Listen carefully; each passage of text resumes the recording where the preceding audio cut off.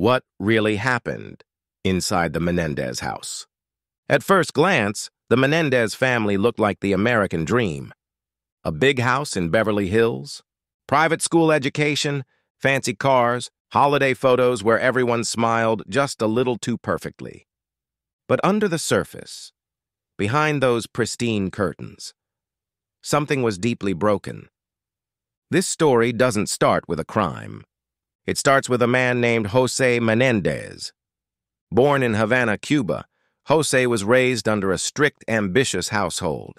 His father, a political figure, taught him that survival came through dominance, emotions were weaknesses, and failure unacceptable. When Jose was a teenager, he fled Cuba after the revolution, arriving in the U.S. with nothing but fire in his chest. That fire made him dangerous and relentless. He didn't just want success, he wanted to conquer the American dream and destroy anything that stood in the way. He worked his way up through college, married a beauty pageant queen named Kitty Anderson, and carved out a life in the entertainment industry, rising to become a powerful executive at RCA and later a top player in the home video business. They had 2 sons, Lyle and Erik. From the outside, the Menendez boys had it all. But what they inherited wasn't just wealth. It was pressure, expectation, and a history of control. From a young age, Jose's rules weren't just rules, they were commands. Lyle, the older brother, was the rebel. He pushed back, talked back, broke curfews. But under that defiance was fear. Erik was quieter, sensitive, athletic. He looked up to his older brother, followed his lead. But he also carried a different kind of wound. Their mother, Kitty, struggled behind closed doors. What began as a bubbly, smiling pageant queen became a woman slowly unraveling. She battled depression, anxiety, pills. Rumors swirled that she knew something, but said nothing. The Beverly Hills mansion they lived in? It was just a cover. Behind those doors, things were said that can't be unsaid. Things were done that would later become the heart of a courtroom war. A war not just over murder, but over memory. This wasn't a story of 2 spoiled kids snapping. This was a story of a family that broke itself from the inside, slowly, quietly, until it shattered in front of the world. The Menendez mansion on Elm Drive looked like a dream. 10,000 square feet of luxury in Beverly Hills, sprawling lawns, imported tile, tall archways. The kind of place that makes you believe everything inside is perfect. But for Lyle and Erik, it wasn't a home. It was a stage, a place where you smiled on cue, where your words were rehearsed, where silence wasn't just expected. It was enforced. Jose Menendez was a self-made man, and in his eyes, that made him a god. He survived the Cuban Revolution, rose through the cutthroat American business world, and by the time his sons were teenagers, he had power, money, and control. He treated his family the way he treated his company, with expectations, punishments, and performance reviews. "I don't raise boys," he once said. "I raise champions." He monitored grades, monitored phone calls, monitored friends, even monitored emotions. If you cried, you were weak. If you talked back, you were shamed. If you disobeyed, you were punished. But the punishments weren't always what people imagine. They were mental, psychological, strategic. He knew how to isolate his sons, make them question their own value, their own instincts, make them feel indebted to him, even when they were in pain. Kitty Menendez, their mother, once glowed in public, a pageant smile, a TV commercial warmth. But behind that glow was a woman fading fast. By the 1980s, Kitty was slipping, not physically, emotionally. She was rumored to be depressed, angry, deeply anxious. Some said she drank. Others said she self-medicated. One therapist would later describe her as desperately trying to hold a family together with no voice of her own. She fought with Jose, but never won. She protected the boys, but only in whispers. She saw what was happening, but didn't stop it, because Kitty was trapped too. Not in a tower, but in a marriage with walls built from power, wealth, and shame. Erik, the younger brother, was quiet, but sensitive. He loved writing, tennis, watching movies, but he also carried something heavy, something he couldn't say. At least not yet. He tried once, in a school paper, to write about a boy whose father was too proud and too close. The teacher thought it was fiction, but fiction is just truth in disguise. Lyle, the older one, was different. He wore rebellion like a jacket, got kicked out of Princeton for plagiarism, craved attention, but also tried to be a protector. He and Erik weren't just brothers. They were survivors of something no one had put words to yet. What was really happening inside the Menendez house? According to prosecutors, it was a rich family spoiled by excess. But according to the defense and to the brothers themselves, it was a prison, where love was weaponized, where fear lived in every corner, where secrets were so tightly packed you'd suffocate if you said them out loud. Erik eventually broke. At 17, he began seeing a therapist, Dr. Oziel, a man who would later become central to the case. Erik started to talk, first about pressure, then about fear, and eventually about things that stunned even a seasoned psychologist. He described nights he couldn't sleep, rules that didn't make sense, and acts of control and abuse that went far beyond discipline.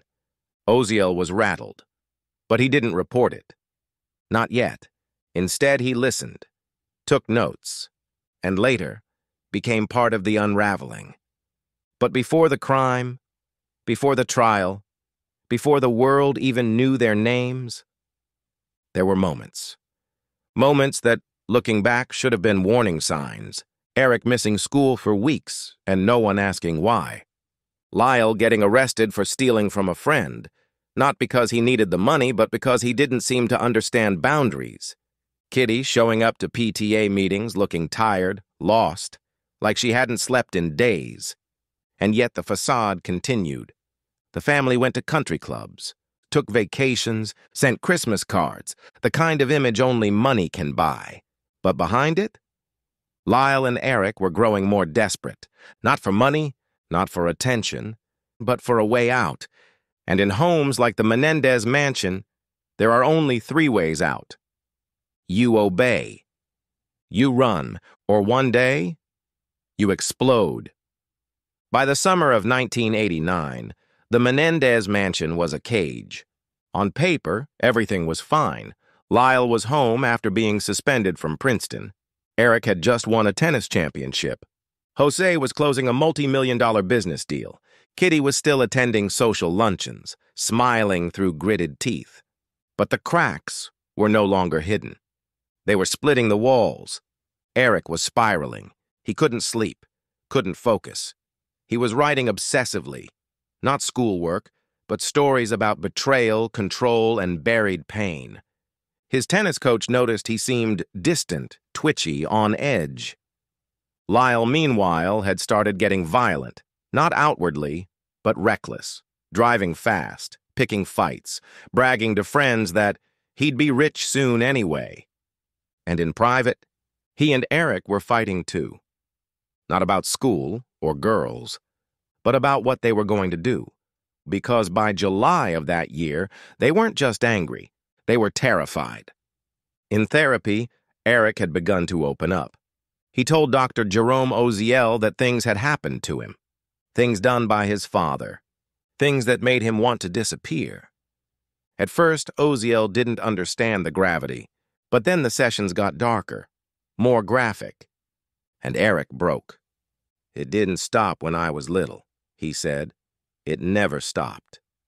Oziel was alarmed, but instead of going to the police, he made a mistake. He called Lyle in. He wanted to verify the story. Lyle listened to his brother, nodded slowly, and then snapped. He grabbed Erik, shouted, slammed a fist into the wall, then turned to the doctor and said, "We're going to kill him. We're going to kill our father." Oziel froze. He thought it was a release of rage, not a plan. But later, he'd realized the truth. That wasn't anger. It was a decision. Over the next few weeks, something shifted in the Menendez home. Kitty was drinking more. Jose was becoming more erratic and paranoid. Some say he sensed the walls closing in. Others believe he was planning something too. Lyle and Erik told a few friends strange things. Things are bad at home. We might be going away for a while. We can't take it anymore. Most didn't think much of it. After all, what could two rich kids from Beverly Hills really be afraid of? August 20th, 1989, a Sunday. Dinner was quiet. The TV was on. Jose sat on the couch, Kitty beside him. The boys left for a while, said they were going to the movies. They bought popcorn, threw it away, drove back, parked around the corner, opened the trunk. Inside, two 12-gauge shotguns. What happened next would become one of the most controversial, dissected, and televised crimes in modern American history. They entered through the side door. Jose was hit first. He never stood a chance. Kitty ran, tried to escape, but the hallway was long, and the fear was faster. The shots kept coming. When it was over, the living room looked like a war zone. And the Menendez brothers stood there, surrounded by silence. Two parents gone. One family erased. Then, the performance began. They called 911. Erik's voice cracked through the phone. "Somebody killed my parents!" They sobbed when the police arrived. Told detectives they must have been the victims of a mob hit, that Jose had enemies, that it didn't make sense. And for a while, the police believed them. But the cover didn't hold. Not for long. In the months that followed, Lyle and Erik started spending big. Buying Rolex watches, driving sports cars, going on shopping sprees, almost like they were trying to buy back the childhood they never had, or distract themselves from what they had done. But guilt leaks through cracks. And Erik? He couldn't hold it in. He went back to Dr. Oziel, confessed again. This time in full. Told him everything. The shots, the plan, the motive. "We had to," he said. "He would have killed us, or worse, he would have kept going." Oziel didn't go to the police. Not right away. He recorded the confession, hid the tapes, told his mistress, and she turned them in.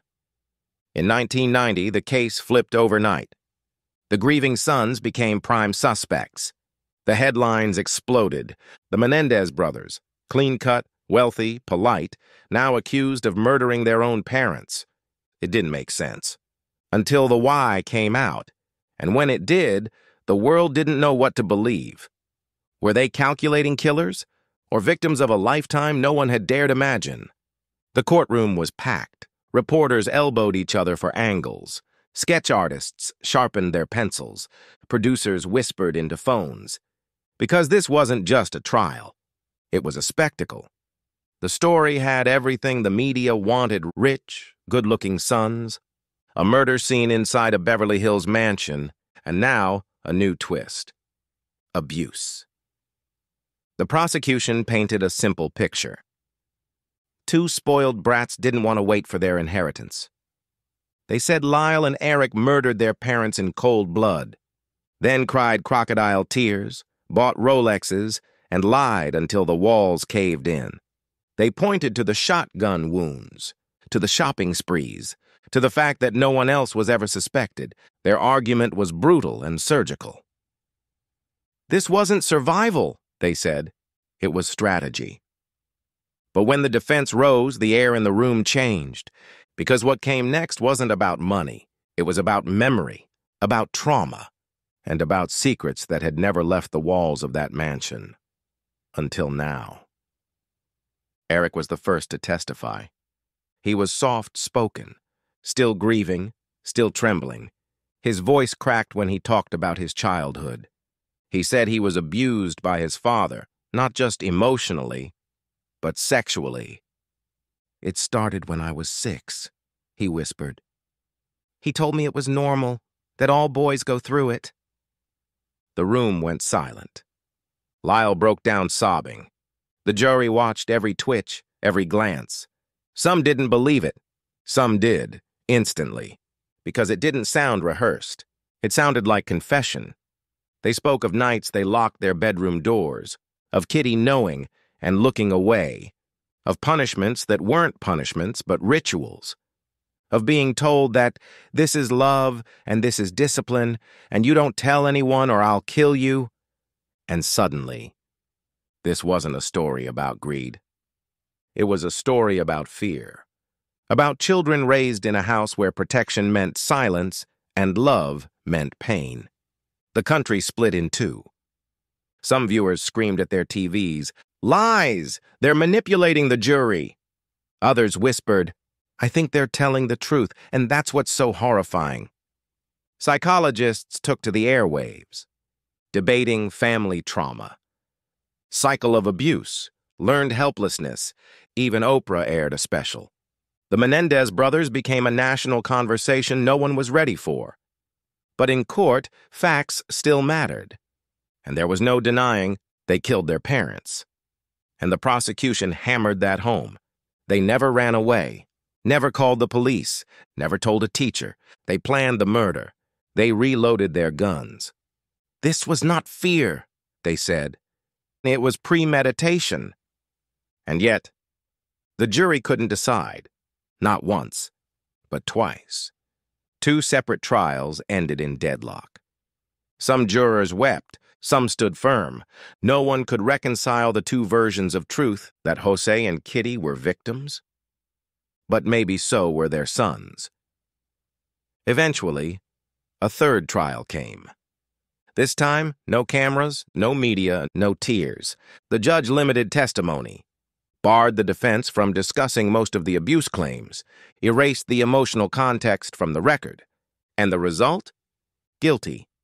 Both brothers. 2 counts each of first-degree murder, sentenced to life in prison without parole. Lyle and Erik were separated. Different prisons. No contact. But their legacy? It never left. Because the public never stopped debating, were they murderers? Or were they something worse? And what would you do if your abuser tucked you in every night? The Menendez case wasn't just about a crime. It was about the cost of silence. What happens when children cry out and no one listens? What happens when survival means doing the unthinkable? And what happens when justice can't see in the dark? They were locked away, not just behind bars, but behind a wall of public opinion. After the conviction, the Menendez brothers were shipped to different maximum security prisons. Lyle to Mule Creek State Prison, Erik to Donovan Correctional Facility in San Diego. They weren't just inmates, they were symbols. To some, they were cold-blooded killers. To others, they were broken sons who ran out of options. And inside those walls, they were just numbers, inmates who woke to metal doors and cement floors, who ate on schedule, who were stripped of luxury, legacy, and even family. They weren't allowed to speak to each other for 22 years. In prison, Erik found routine. He worked as a hospice aide, took classes, played chess, wrote poetry. He married a pen pal in 1999. She was a magazine editor who believed his story and said she saw in him a person no one else had ever listened to. They've never touched. Prison rules forbid it. Lyle, he tried to disappear, worked in the prison kitchen, led educational programs, married twice. He once said in an interview, "Every night I think about what we did, and then I think about what we lived through, and neither one feels real." But even as the brothers aged behind bars, the world outside couldn't let go. The Menendez name never disappeared, not from documentaries, not from books, not from the internet. And then, something happened no one expected. TikTok. In 2021, a new generation discovered the case. Clips of the brothers testifying, crying, trembling, describing abuse went viral. Teenagers watched and asked, why weren't they believed? What if they were telling the truth all along? Would this be handled differently today? And just like that, the narrative began to shift. Again. People who once saw monsters now saw survivors. Lawyers took notice. A 2023 motion was filed requesting the case be re-examined in light of new abuse evidence. Not new facts, but new understanding, because the science of trauma, of long-term abuse, had evolved. And the law? It hadn't kept up. Still, the sentence stood. Lyle and Erik remained incarcerated. But the debate? It raged louder than ever, because the story was never simple. It was never about spoiled rich boys, or perfect parents, or justice served. It was about what happens when a family becomes a war zone, and no one calls for help.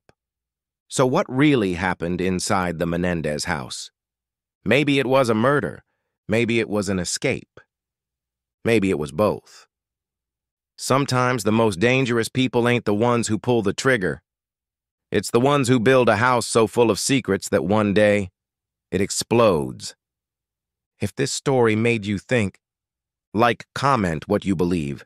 Subscribe to Uncle Luke Tells, where the truth ain't always black and white.